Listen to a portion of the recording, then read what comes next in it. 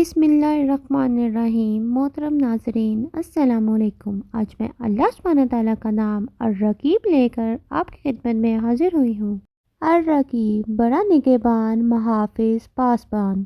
اللہ کے ہر چیز کا نگہبان ہونے کا کیا مطلب ہے؟ اس کا مطلب یہ ہے کہ اللہ اپنی ہر مخلوق کی نگرانی کرنے والا ہے۔ وہ اپنی تمام مخلوقات کا نگہبان ہے۔ وہ اپنی تمام مخلوقات کی ضروریات سے واقف ہے۔ وہ اپنے بندوں کے اعمال کی خبر رکھے ہوئے ہے اور وہ یہ دیکھ رہا ہے کون کیا کر رہا ہے۔ کائنات کی کوئی بھی چیز اس کے علم سے باہر نہیں ہے۔ وہ سب پر نظر رکھے ہوئے ہے تاکہ وہ سب میں انصاف کر سکے اور انہیں ان کے اعمال کی بنا پر جزا اور سزا دے سکے۔ وہ صرف ظاہر کی باتیں ہی نہیں بلکہ باطن کی باتیں بھی جانتا ہے۔ وہ اگر اپنے بندوں کے ظاہر اعمال جانتا ہے تو وہ اپنے بندوں کے دلوں میں چھپے ہوئے راز بھی جانتا ہے۔ وہ جانتا ہے کہ اس کے کس بندے کے دل میں کیا ہے، اس لیے انسان کو اپنے گمان اور سوچ میں بھی محتاط رہنا چاہیے۔ اسے اپنے رب سے حیا کرنی چاہیے۔ گمان اور سوچ میں حیا کرنے سے کیا مراد ہے؟ گمان اور سوچ میں حیا سے مراد یہ ہے کہ اسے اپنے دل میں فحش باتیں نہیں لانی چاہیے۔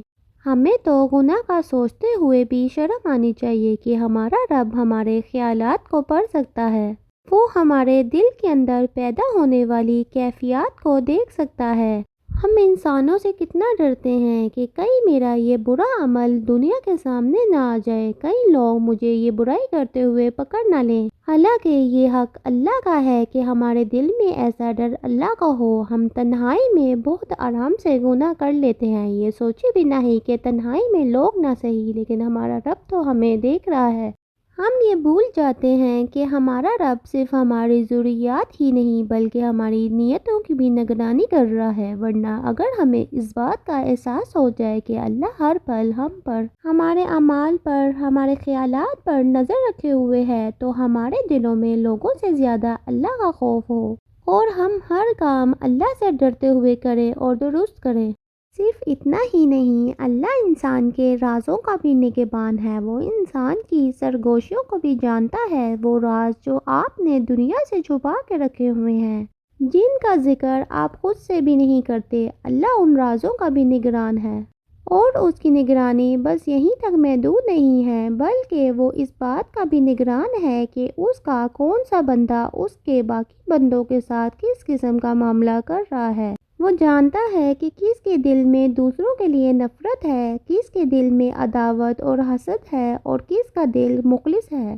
آسمان سے لے کر زمین تک کے تمام معاملات کی تدبیریں اس کے ہاتھ میں ہے اور وہ کچھ جانتا ہے جو کوئی نہیں جانتا۔ لیکن پھر بھی دیکھیں کہ وہ ہمیں بات بات پر پکڑتا نہیں ہے، پھر بھی دیکھیں کہ وہ ہمیں مسلسل ڈھیل دیے ہوئے ہے۔ وہ اگر چاہے تو ہمارے ایک برے خیال پر وہ ہمیں جکڑ سکتا ہے اور ہمیں سزا دے سکتا ہے، مگر پھر بھی وہ ایسا نہیں کرتا۔ پھر بھی وہ ہمیں مہلت دیتا ہے اور ہم پر اپنا خاص رحم کرتا ہے اور اس سے زیادہ رحم کرنے والا اور کوئی نہیں ہے۔ اس لیے ہمیں کوئی بھی کام کرنے سے پہلے یہ خیال دل میں ضرور رکھنا چاہیے کہ اللہ ہمیں دیکھ رہا ہے، وہ ہماری نگرانی کر رہا ہے اور وہ جس لمحے بھی چاہے ہمیں پکڑ سکتا ہے۔ اس لیے ہمیں زندگی کا ہر لمحہ اللہ سے ڈرتے ہوئے گزارنا چاہیے۔ آپ اپنے اعمال اور خیالات میں اللہ سے حیا کریں گے تو اللہ آپ کو دنیا کے سامنے بھی عزت والا بنا دے گا، بلکہ آپ کی عزت اللہ کے ہاتھ میں ہے۔ آپ اس سے جتنا ڈریں گے وہ آپ کی عزت دنیا کی نظر میں اتنی ہی زیادہ بڑھا دے گا۔ لیکن اگر اس نے آپ سے آپ کی عزت چھین لی تو کون ہے پھر جو آپ کو آپ کی عزت واپس دے سکے؟ آپ سوچیں کہ اگر اللہ ہمارے رازوں کو دنیا کے سامنے بے نقاب کرنا شروع کر دے تو کیا ہمارے راز اس قابل ہیں کہ ان کے کھلنے کے بعد دنیا ہمیں عزت کی نگاہ سے دیکھ سکے؟ ہم تو شاید اپنے راز دیکھ کر خود بھی خود کے سامنے شرمندہ ہو جائیں، تو پھر جو رب ہمارے عیبوں پر پردہ ڈالے ہوئے ہے، ہمیں اس رب کی نافرمانی کرتے ہوئے خوف کیوں نہیں آتا؟ ہمیں یاد رکھنا ہے کہ اللہ کی نگرانی وقتی اور عارضی نہیں ہے۔ ایسا نہیں ہے کہ ایک لمحے میں وہ اپنی مخلوق سے واقف ہوتا ہے اور دوسرے لمحے میں وہ غافل ہو، ہرگز نہیں۔ وہ آسمان سے زمین تک کسی بھی چیز سے غافل نہیں ہے، وہ ذرے ذرے کو جانتا ہے، اور یہ بات اب ہمیں بھی جان لینی چاہیے اور اپنا ہر کام اللہ کی رضا اور اللہ کے حکم کے مطابق کرنا چاہیے۔ ہمارے گناہوں پر اگر اللہ ہمیں فوراً سے نہیں پکڑتا تو اس کا مطلب یہ نہیں سمجھ لینا کہ اللہ نے ہمارے اس گناہ کو دیکھا نہیں ہے۔ اس نے ہمارے گناہوں کو دیکھا ہے، لیکن وہ ہم پر رحم کرنا چاہتا ہے، اس لیے اس نے ہمیں موقع دیا ہے تاکہ ہم اپنے گناہوں کو سدھار سکیں۔ وہ چاہتا ہے کہ ہم برائی کے نتیجے سے بچ جائیں، وہ چاہتا ہے کہ ہم توبہ کر لیں اور وہ ہمیں معاف فرما دے۔ کتنا رحمان اور رحیم ہے ہمارا رب۔ اور ہمیں دیکھیں کہ ہم پھر بھی غلط کاموں سے باز نہیں آتے، ہم پھر بھی اپنے گناہوں پر شرمندہ نہیں ہوتے، ہم پھر بھی اپنے گناہوں کو بار بار دہراتے ہیں۔ اللہ ہمیں سزا نہیں دینا چاہتا، لیکن ہم خود کو سزا کا حقدار بنا دیتے ہیں۔ ہم برائی میں اس حد تک بڑھ جاتے ہیں کہ جہاں سزا لازم ہو جاتی ہے، اور پھر ہم کہتے ہیں کہ اللہ ہم سے پیار نہیں کرتا۔ آپ خود کو پیار کے قابل تو بنائیں۔ آپ کو کیسے اللہ بلند مقام دے جب آپ مسلسل اللہ کی نافرمانی کیے جا رہے ہیں۔ گناہ پر ڈٹائی سے جمے رہنے سے اور اللہ کے احکامات کو جھٹلانے سے تو آپ کو عزت نہیں ملے گی۔ اگر آپ عزت چاہتے ہیں تو آپ کو ویسے ہی اعمال بھی کرنے ہوں گے جو آپ کو اللہ کی نظر میں عزت والا بنا سکیں۔ آپ کو اللہ پہ بھروسہ کرنا ہوگا، آپ کو اللہ کے فیصلوں پر یقین کرنا ہوگا۔ وہ آپ کا نگہبان ہے۔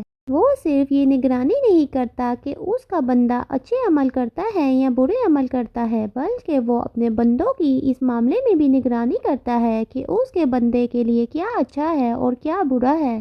وہ جانتا ہے کہ آپ کو کب اور کس چیز کی ضرورت ہے، وہ جانتا ہے کہ آپ کو کس چیز سے خوشی ملے گی، وہ جانتا ہے کون سی چیز آپ کے سکون کے لیے ضروری ہے۔ اللہ انسان کو کچھ بھی بے وجہ نہیں دیتا۔ اس کا کوئی فیصلہ بے مقصد نہیں ہوتا۔ وہ آپ کو جو کچھ عطا کرتا ہے آپ ہی کی بھلائی کے لیے عطا کرتا ہے، اور وہ جو چیز آپ سے واپس لے لیتا ہے وہ بھی آپ ہی کی بھلائی کے لیے واپس لیتا ہے۔ ہم اکثر لوگوں سے دھوکہ کھا جاتے ہیں کیونکہ ہم غیب کا علم نہیں رکھتے، ہم بس اتنا ہی جانتے ہیں جس تک اللہ نے ہمیں رسائی دی ہے۔ اس لیے ہمیں چاہیے کہ ہم اپنے تمام معاملات میں اللہ پر توکل کریں اور اس پر ایمان رکھیں، اور جب وہ ہمارے حق میں کوئی فیصلہ دے تو ہم اس کے فیصلے کو اطمینان اور خوشی کے ساتھ قبول کریں، کیونکہ اسی فیصلے میں ہمارا سکون ہے۔ پھر ہمیں بھلے یہ بات اس وقت سمجھ میں نہ آئے، لیکن وقت کے ساتھ ساتھ ہمیں اس بات کا اندازہ ہو جائے گا کہ اللہ نے ہمارے لیے بہترین ہی چنا تھا۔ بے شک وہ ہمیں ہم سے بہتر جانتا ہے، اس لیے ہمیں اپنے آپ کو اسی کے حوالے کر دینا چاہیے۔ ہمیں لوگوں کو خوش کرنے کے لیے اپنے اللہ کو ناراض نہیں کرنا چاہیے، اور نہ ہی ہمیں کسی کا اپنے دل میں اتنا ڈر بٹھانا چاہیے کہ ہمارے دل سے اللہ کا ڈر ختم ہو جائے۔ ان انسانوں نے یہیں رہ جانا ہے، ان انسانوں نے ہمارے کسی کام نہیں آنا ہے۔ اگر آخر میں کسی کی مدد ہمارے کام آنی ہے تو وہ صرف اور صرف اللہ ہے، جو ہمیں سنبھالتا ہے، جو ہمارے ٹوٹے ہوئے دل کو جوڑتا ہے۔ تو پھر کیوں نہ ہم بھی اسی کی سنیں اور اسی کو خوش کرنے میں لگ جائیں، کیونکہ وہ اس کا اصل حقدار ہے۔ لوگ تو آج ہیں اور کل نہیں ہیں، لیکن اس نے تو ہمیشہ ہمارے ساتھ رہنا ہے۔ وہی ہے جو ہمیشہ سے ہمارا خیال رکھتا آیا ہے، اور اسی نے ہمارا آگے بھی خیال رکھنا ہے۔ وہی ہے جس کی تدبیروں سے آج ہم یہاں تک پہنچ گئے ہیں، اور اسی کی تدبیروں سے ہم نے آگے بھی سروائیو کرنا ہے۔ ہمارا سب کچھ اسی سے ہے، اور یہ سب کچھ اسی کی رضا حاصل کرنے سے سلامت رہنا ہے۔ ہم جو زندگی گزار رہے ہیں وہ تو گزر گئی ہے، لیکن کیوں نہ باقی زندگی اللہ کی راہ میں وقف کر دے اور اپنے اللہ کو راضی کرنے میں گزار دیں۔ ہم اسی کے بندے ہیں، اور کیوں نہ ہم اس کے بندے بن کر دکھائیں۔ اللہ کی ایک نگرانی خاص ہے اور ایک عام ہے۔ عام نگرانی سے مراد یہ ہے کہ اللہ اپنی تمام مخلوقات کا نگران ہے۔ جیسے اس کا رحم سب کے لیے عام ہے، ویسے ہی اس کی نگرانی بھی سب کے لیے عام ہے۔ جبکہ خاص نگرانی سے مراد یہ ہے کہ یہ نگرانی اللہ کے خاص بندوں کے لیے ہے۔ جب شیطان نے اللہ سے کہا تھا کہ میں تیرے بندوں کو بہکاؤں گا، تب اللہ نے بھی شیطان سے کہا تھا میرے بندے تیرے جانشے میں نہیں آئیں گے۔ کیوں؟ کیونکہ اللہ ان کی خاص حفاظت فرمائے گا۔ اللہ کی دی گئی توفیق سے وہ کبھی بھی سیدھی راہ سے نہیں ہٹیں گے۔ قرآن کہتا ہے کہ انسان کمزور پیدا کیا گیا ہے۔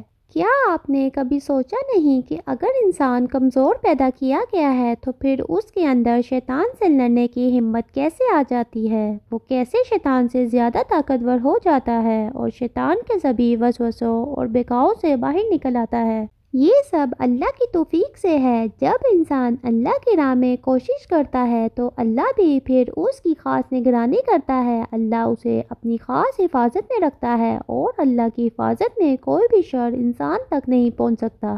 جب انسان خالص نیت کے ساتھ چلتا ہے تو اللہ بھی پھر اسے برائی اور بے حیائی سے بچانے کے اسباب پیدا کرتا ہے۔ شیطان کا ہم پہ بس اتنا ہی زور ہے کہ وہ ہمیں بہکا سکتا ہے، ہمارے دل میں وسوسے پیدا کر سکتا ہے، اس کے علاوہ وہ کچھ نہیں کر سکتا۔ وہ ہمارے ساتھ زبردستی نہیں کر سکتا۔ اس لیے اگر انسان اپنے آپ کو اندر سے مضبوط بنا لے تو کوئی بھی برائی اسے نہیں توڑ سکتی۔ اور انسان اندر سے مضبوط کیسے ہوتا ہے؟ اللہ پہ توکل رکھنے سے، اللہ پہ بھروسہ کرنے سے، اللہ کو اپنا حقیقی خالق اور مالک ماننے سے۔ اور ایسا توکل اسی انسان کو نصیب ہوتا ہے جو شرک سے باز رہتا ہے۔ شرک اس بات کی سب سے بڑی دلیل ہے کہ انسان کو اپنے رب پر بھروسہ نہیں ہے، کیونکہ جسے اپنے رب پر بھروسہ ہو وہ اپنے رب کے در کے سوا اور کسی کے در پہ نہیں جھکتا، اور وہ اپنے رب کے سوا اور کسی کے سامنے مدد کے لیے ہاتھ نہیں پھیلاتا، اور وہ اپنے رب کی بات کے آگے اور کسی کی بات نہیں رکھتا، یہاں تک کہ اپنی بات بھی نہیں۔ آپ برائی سے بچیں گے تو اللہ بھی آپ کی مدد فرمائے گا، اور اس بات کا سب سے بڑا ثبوت ہمیں حضرت یوسف علیہ السلام کی کہانی سے ملتا ہے۔ حضرت یوسف علیہ السلام اللہ کے ڈر سے برائی سے دور بھاگے تو اللہ نے بھی ان کی نگرانی کی اور دنیا کے سامنے ان کی بے گناہی ثابت کی۔ ایسے ہی اللہ اپنے ان بندوں کی نگرانی کرتا ہے جو گناہوں سے دور رہتے ہیں، جو اپنے دل میں اللہ کا خوف رکھتے ہیں، جو اپنے اللہ کو ناراض نہیں کرتے۔ اگر آپ بھی چاہتے ہیں کہ آپ ہر برائی سے دور ہو جائیں تو اپنے اللہ کا حکم ماننا شروع کر دیں۔ ہر معاملے میں بس یہ دیکھیں کہ آپ کا رب آپ کو اس معاملے میں کیا کرنے کا حکم دے رہا ہے، بس پھر وہی کریں۔ انسان نیکیاں کرنی شروع کر دے تو وہ خود بخود گناہوں سے دور ہو جاتا ہے۔ اللہ ہمارا رقیب ہے، وہ ہمارا نگہبان ہے، اور اس کی نگہبانی بس یہیں تک محدود نہیں ہے۔ جب زندگی میں ایسے حالات بن جاتے ہیں کہ سب کچھ ہمارے کنٹرول سے باہر ہو جاتا ہے اور سب کچھ ہماری سوچ کے الٹ چلا جاتا ہے، تب بھی اللہ ہماری نگہبانی کر رہا ہوتا ہے، تب بھی وہ ہم سے غافل نہیں ہوتا، تب بھی ہم اس کی نگاہ میں ہوتے ہیں۔ وہ تب بھی ہماری طرف کو، ہمارے آنسو کو دیکھ رہا ہوتا ہے۔ اس لیے ہم نے کبھی بھی یہ گمان نہیں رکھنا کہ اللہ ہم سے بے خبر ہے یا اللہ نے ہماری دعاؤں کو اور سسکیوں کو دیکھا نہیں ہے۔ وہ سب دیکھ رہا ہے اور وہ سب جانتا ہے، اور وہ بہترین وقت پر ہمیں عطا کرے گا، اور اتنا عطا کرے گا کہ ہماری سسکیاں شکر میں بدل جائیں گی۔ اب ہم دیکھتے ہیں اللہ اور کس کا نگران ہے۔ اللہ ہمارے دشمنوں کا بھی نگران ہے۔ وہ ہمارے دشمنوں کی سازشوں سے بھی واقف ہے۔ وہ جانتا ہے کہ کون ہمارے لیے کیسی تدبیریں کر رہا ہے۔ وہ جانتا ہے کون ہمیں گرانے کے لیے کیسے منصوبے بنا رہا ہے۔ وہ جانتا ہے کس کا شر ہم پر کتنا بھاری پڑ سکتا ہے۔ اس لیے آپ نے اللہ کی راہ پر چلتے ہوئے اپنے مخالفین سے نہیں ڈرنا، آپ نے ان کے تبصروں سے نہیں گھبرانا، آپ نے اپنا کام جاری رکھنا ہے اور اللہ سے اس کی پناہ طلب کرتے رہنا ہے۔ آپ نے اپنے صبح اور شام کے ذکر و اذکار کرنے ہیں اور مسنون تسبیحات کا اپنی روزمرہ کی زندگی کا حصہ بنا لینا ہے، اور اللہ سے اپنی حفاظت کے لیے دعا کرنی ہے۔ بس پھر آپ دیکھنا کہ اللہ کیسے آپ کے دشمنوں کی چالوں کو اسی کے اوپر واپس پلٹا دے گا۔ ہم ذکر و اذکار اور مسنون تسبیحات کو بہت ہلکا لیتے ہیں، حالانکہ یہ انسان کو بڑی بڑی آفتوں سے بچا سکتے ہیں۔ یہ انسان کو اللہ کی حفاظت معیار کرتے ہیں، اور ان کی برکتوں سے انسان ہر قسم کی آفت سے لڑ جاتا ہے۔ یہ ذکر و اذکار اور تسبیحات زندگی کے گم اندھیروں میں روشنی بن کر انسان کی مدد کرتے ہیں۔ جو انسان اپنے دل میں اللہ کے ذکر کو بلند رکھتا ہے اس کا دل کبھی بھی گمراہ نہیں ہوتا، اور اگر کبھی گمراہ ہو بھی جائے تو اللہ کا ذکر اسے اس گمراہی سے نکالنے والے راستے کی طرف اس کی رہنمائی کر دیتا ہے۔ اس لیے ذکر و اذکار میں پابندی کیا کریں، یہ آپ تک اللہ کی مدد لے آئیں گے۔ اللہ تعالیٰ اور کس کی نگرانی کر رہا ہے؟ اللہ ہمارے اعمال کی بھی نگرانی کر رہا ہے۔ جیسے اللہ ہمارے برے اعمال سے واقف ہے، ویسے ہی اللہ ہمارے اچھے اعمال سے بھی واقف ہے۔ ہم اکثر جب کوئی اچھائی کرتے ہیں تو ہم دل میں یہ امید بھی رکھتے ہیں کہ لوگ ہمیں ہماری اس اچھائی پہ اپریشیٹ کریں، اور جب لوگ ہمیں اپریشیٹ نہیں کرتے تو ہم اتنے مایوس ہو جاتے ہیں کہ ہم وہ اچھائی کرنا ہی چھوڑ دیتے ہیں۔ کیونکہ ہماری نیت صاف نہیں ہوتی۔ لوگوں کے اپریشیٹ نہ کرنے پر اگر آپ کوئی اچھا کام کرنا چھوڑ دیتے ہیں تو یاد رکھیں کہ آپ نے وہ کام اللہ کو راضی کرنے کی نیت سے نہیں بلکہ لوگوں سے اپنی تعریف سننے کے لیے کر رہے تھے، اور یہ بھی شرک کی ایک قسم ہے۔ جب آپ اللہ سے بڑھ کر کسی اور کو رکھتے ہیں تو آپ شرک ہی کرتے ہیں۔ نیکی کے پیچھے کبھی بھی یہ مقصد نہیں ہونا چاہیے کہ یہ نیکی لوگوں کو نظر آئے اور پھر لوگ ہماری تعریف کریں۔ نیکی کرتے ہوئے بس ہمیں اتنا یاد رکھنا چاہیے کہ اللہ نے ہماری اس نیکی کو دیکھا ہے، پھر بھلے ہی وہ نیکی پوری دنیا سے ہی چھپی ہوئی کیوں نہ ہو، کیونکہ آخر میں صلہ تو ہمیں اللہ نے ہی دینا ہے۔ اگر اللہ نے آپ کا اچھا عمل دیکھ لیا ہے تو آپ کو اور کسی کو بھی اپنا اچھا عمل دکھانے کی ضرورت نہیں ہے۔ آپ کے لیے بس اپنے رب کا دیکھنا ہی کافی ہونا چاہیے۔ پھر ہم دیکھتے ہیں اللہ تعالیٰ اور کس کی نگرانی کرنے والا ہے۔ اللہ ہماری ضروریات کی بھی نگرانی کرنے والا ہے۔ وہ اس بات کا خیال رکھنے والا ہے کہ اس کے کس بندے کو کب اور کیا چاہیے۔ اللہ اپنی مخلوقات کی ضروریات کی ایسے دیکھ بھال کرتا ہے کہ انسان یہ دیکھ کر دنگ رہ جاتا ہے۔ آپ اس کا اندازہ اس سے لگا سکتے ہیں کہ ایک چھوٹی سی چونٹی جسے یہ بھی پتہ نہیں ہوتا کہ اس کا رزق کہاں سے آئے گا، اللہ اس چھوٹی سی چونٹی تک آپ کے ذریعے سے رزق لے آتا ہے۔ آپ کچھ کھا رہے ہوتے ہیں اور آپ کے ہاتھ سے جو ایک چھوٹا سا روٹی کا ٹکڑا زمین پر گرتا ہے تو کسی کونے سے فوراً ایک چھوٹی سی چونٹی نکل کر اس ٹکڑے کو اپنے منہ میں دبا لیتی ہے اور اس کے رزق کا انتظام ہو جاتا ہے۔ ایسے ہی بالکل کئی بار ایسا ہوتا ہے کہ آپ اپنے لیے کوئی چیز خریدتے ہیں لیکن پھر ایسے اسباب بن جاتے ہیں کہ آپ وہ چیز کسی اور کو دے دیتے ہیں اور اس انسان کے رزق کا بندوبست آپ کے ذریعے سے ہو جاتا ہے۔ کتنا حیران کن نظام ہے نا ہمارے اللہ کا۔ اس کی حکمتیں، اس کا مقرر کردہ وقت، اس کی مصلحتیں انسانی سمجھ میں نہیں آ سکتی۔ اس لیے ہمیں اپنی زندگی کے ہر معاملے میں اللہ پر توکل کرنا چاہیے اور ہمیں اپنی زندگی کی ہر ڈور اپنے رب کو سونپ دینی چاہیے، کیونکہ اس سے بہتر ہمارے لیے کوئی فیصلہ نہیں کر سکتا۔ اللہ اور کس وقت ہماری نگرانی کرتا ہے؟ جب ہم عبادت کر رہے ہوتے ہیں، جب ہم قیام کر رہے ہوتے ہیں۔ ہم اکثر نماز کے دوران ادھر ادھر کے خیالوں میں گم ہوتے ہیں، کیونکہ ہم اس یقین کے ساتھ نماز ادا نہیں کرتے کہ اللہ ہمیں دیکھ رہا ہے، اللہ ہمیں سن رہا ہے۔